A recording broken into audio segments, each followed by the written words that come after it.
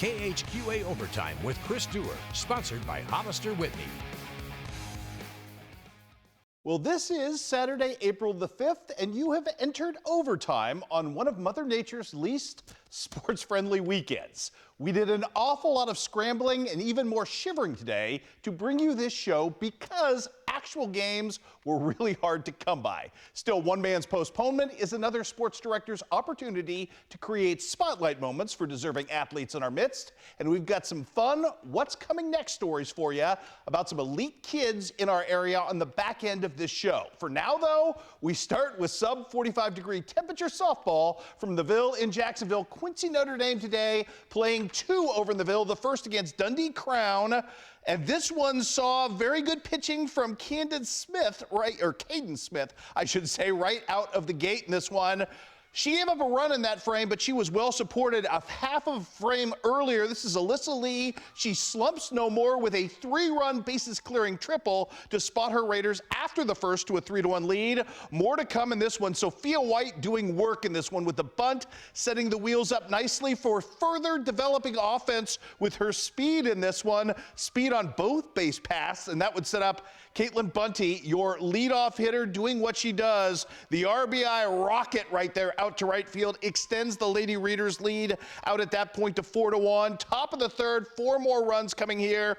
Morgan Winking with the slapper and the speed in this one to beat out the throw. That sets the wheels in motion yet again for Sophia White, who's going to step up and rip an RBI single right here. She had a good day. Nobody today seemingly had a better day than Josie Boyer. Going to step to the plate, hitting really well in that 2-hole, delivers the RBI single right here, and the route would be on for the Lady Raiders. They're going back to work. It's a little Mozang time.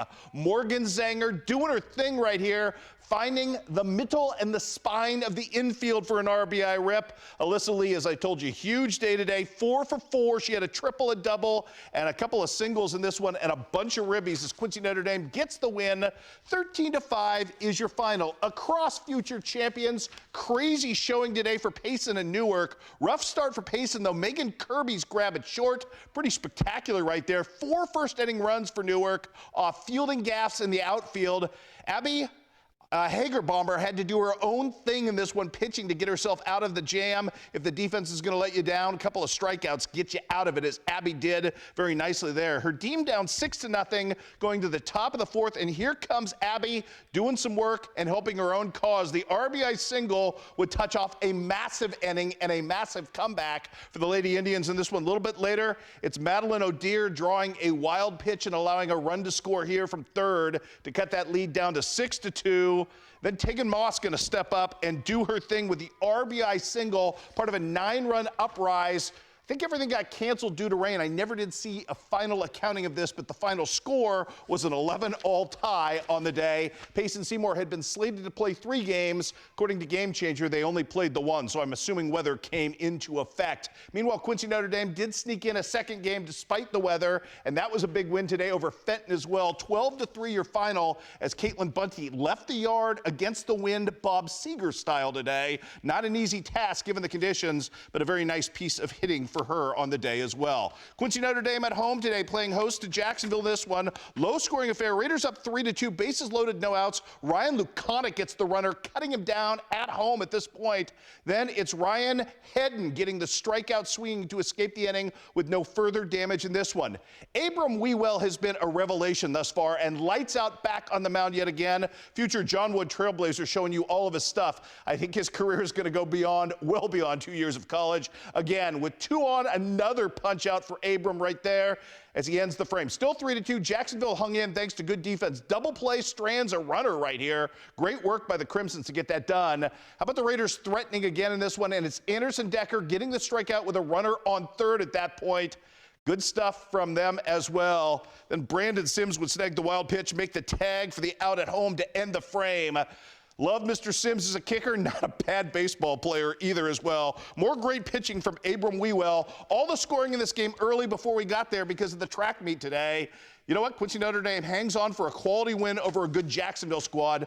3-2 was your final. Over in Queen City, it was Schuyler County and Clark County squaring off of the baseball diamond for the second time this year. Clark County still winless. Schuyler County trying to keep it that way. They jumped on the Indians early. Cullen Oliver rips this one into left field for a single to put runners on first and second. But some nice leather work right here from the hot corner as it's Kai Binsbacher.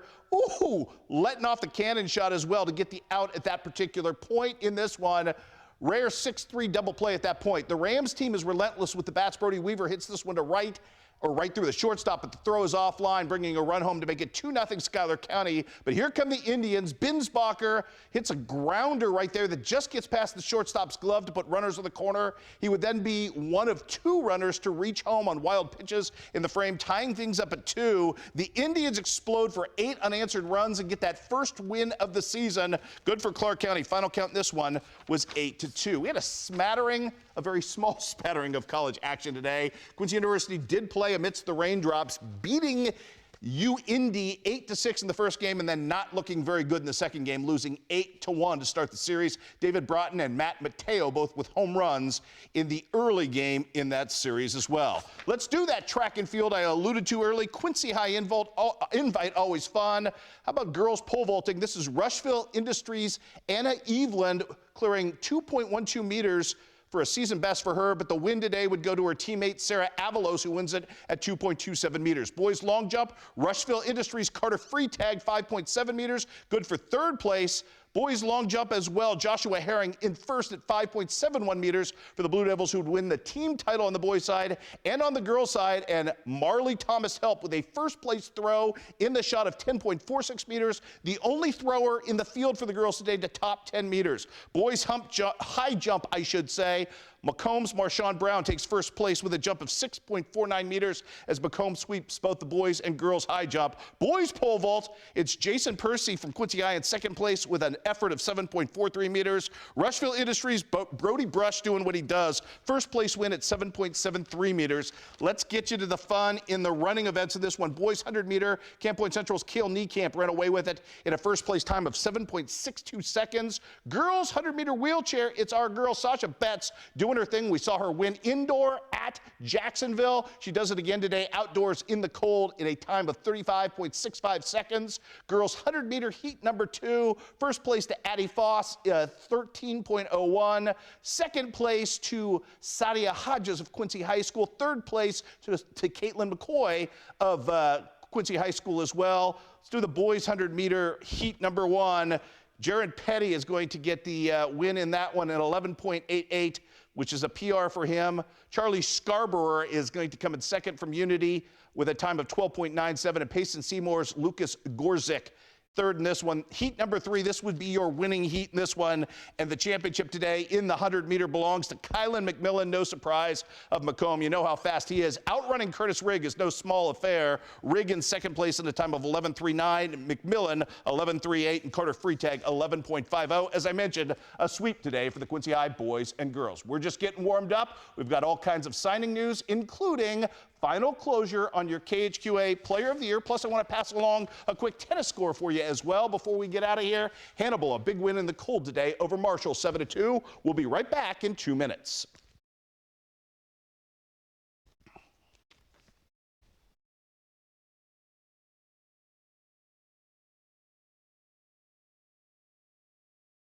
So my bet on this one, I blitzed by a soccer score, although I suppose the Quincy Notre Dame fans probably wished I would have continued to do so. Not a great day for the Lady Raiders as they lose at Sacred Heart Griffin today, 3-0. That means SHG pulls off the rare Quincy High, Quincy Notre Dame sweep this weekend.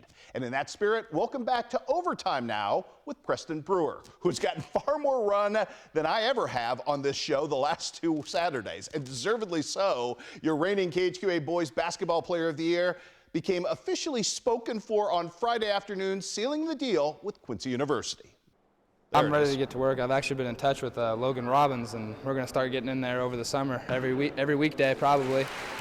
Work around my work schedule and try to get in there every day. Work with him, work with Coach Botorf, Coach Gooch, all those guys, and just getting to work with them at Pepsi Arena is just going to be a great experience. I'm just really excited. He's a tireless worker, and we've seen that the last 3 years, you know, how he developed his game from inside to outside. And I think wherever they need him, I mean, he's going to work at it. I got to work on finishing through contact, getting stronger in the weight room, getting on the right diet, just making my body better for like D2 GLVC type basketball.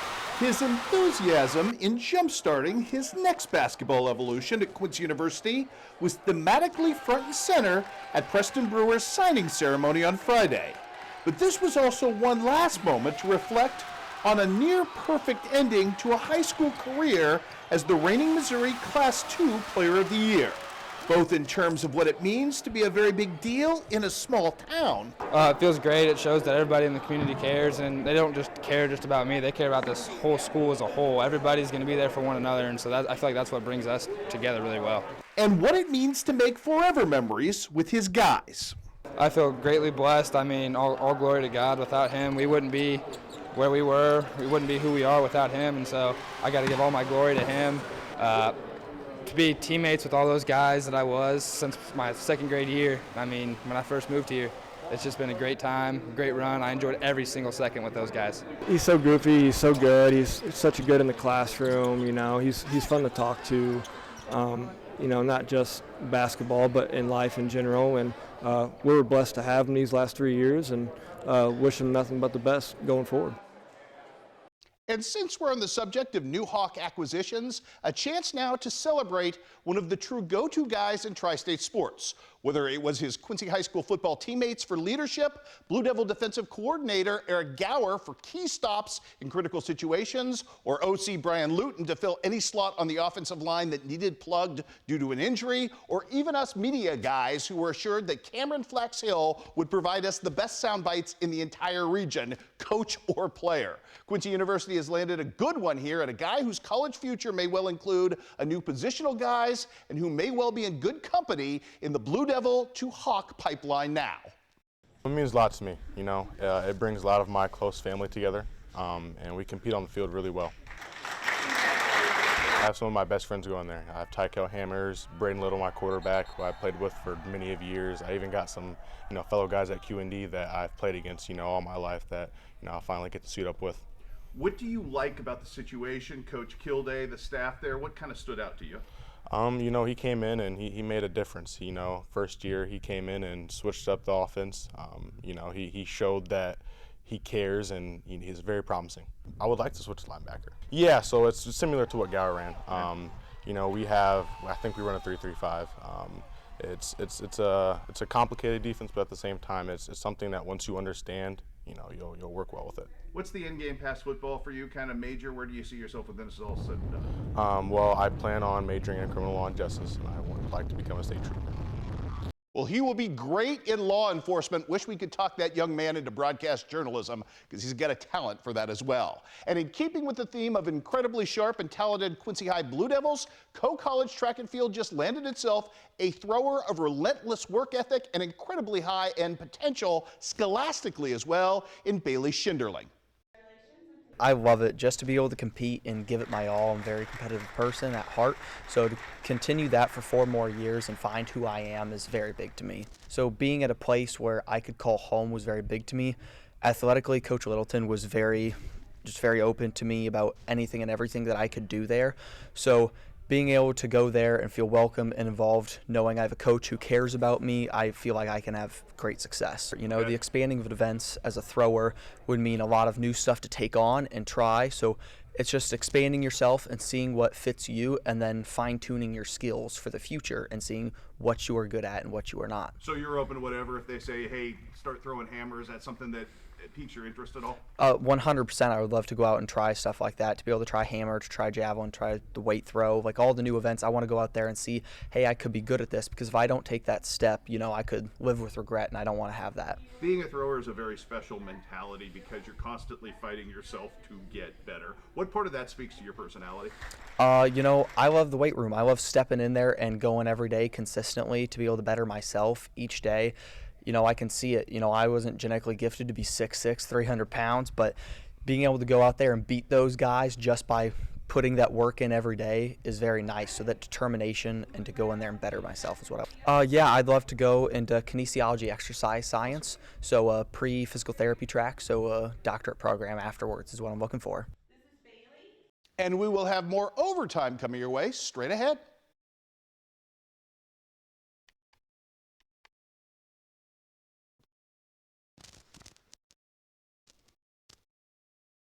Well, we had a bit of a swerve this week on the college signing circuit. Back when we featured him as our Student Athlete of the Week, Macomb superstar quarterback Braden Holthouse had told us there would be no college sports in his future. But he had a change of heart, and that benefits the great folks at Division III powerhouse Wartburg in a major way going forward, as it does Braden, who's got a lot of bright future in two different arenas, both athletically and academically, in his new home.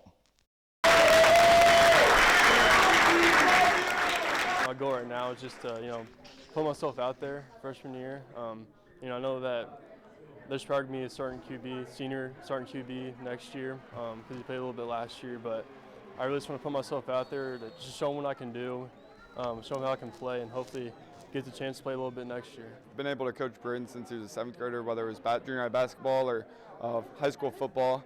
He started making his impact as a freshman, caught a couple passes in a playoff game, and then ended his career on a great note, breaking some records his last game. Sophomore year, I played defense, of course. I think junior This year, fight will be going Braden. to QB, I kind of got a good read on the corners and what they were going to do because I was the corner myself. So I think playing both sides of the ball definitely helps me read the defense better, going as a QB.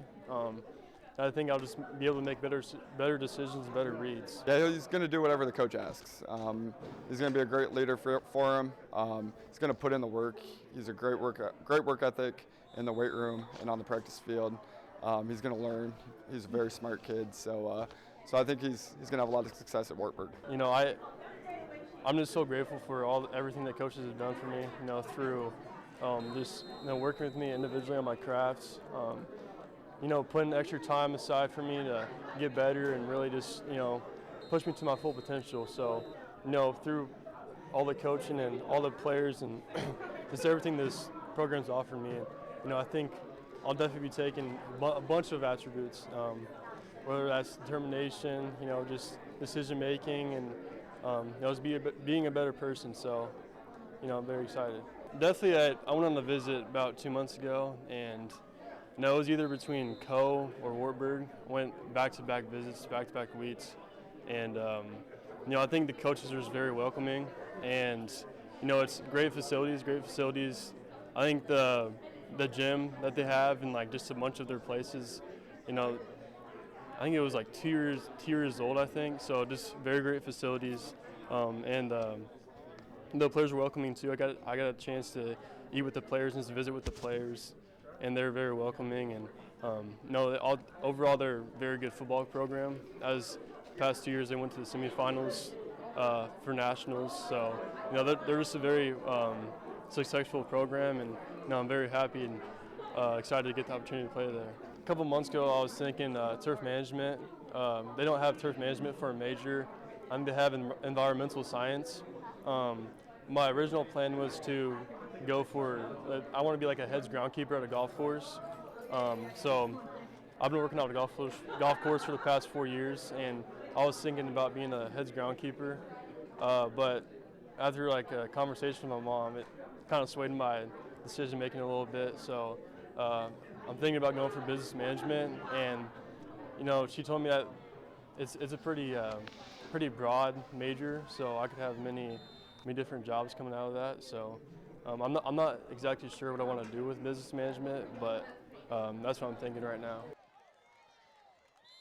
And in keeping with the Macomb theme here, Brooklyn Duncan is taking a 2-sport trip to college on a road very much less traveled on her way to Central. I'm going to be pole vaulting and dune cheer. So I think it's going to be a lot more difficult to manage, just a little bit, but definitely being able to communicate with both my coaches. I feel like it's really exciting for me to continue both the sports I love, and I'm really excited to see where it takes me. Pole vault is probably my main sport that I'm going to be doing there. I definitely want to make their top 10 mark on their wall because their pole vault program's been growing over the years, and I'm excited to see where I go and definitely jump higher and improve on everything. Definitely gonna take all my workouts and everything definitely a lot more seriously. Make sure that I am taking all the corrections that my coaches will give me and definitely working on applying them and really working hard toward my goals. As soon as I visited, honestly, the town is just so nice and it's so safe. I really connected with the campus and I really connected with the coaches. I'm going to be going into occupational therapy, specifically pediatric occupational therapy, and I'm really hoping that it'll set me up for a really nice career. Well, they have like a really good program that'll set me up because I'll have to go to grad school. But they have a really nice program that really set me up, and all the professors and everything. I really like a small campus, small classes, connect with my professors. And we've got 3 more signings to bring you tomorrow for John Wood Volleyball via Quincy High School Volleyball, and then we will have cleared the deck on a really incredibly busy 2 weeks. Hey, we'll have more overtime in just 2 minutes.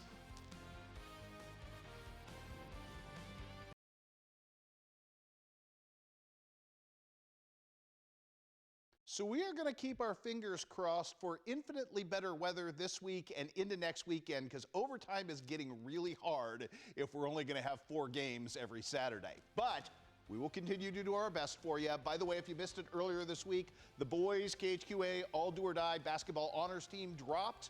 We are still working on the girls, hopefully have it to you within the next 2 weeks, and then we'll have finally done our bidding and all of our goodness on the basketball front as well to close the books on that. Lots of good stuff coming your way this week. You know, we've got a particularly busy and fun Tuesday ahead if Mother Nature will cooperate. Have yourselves a great weekend, everybody, and I'll see you right back here next Saturday for Overtime.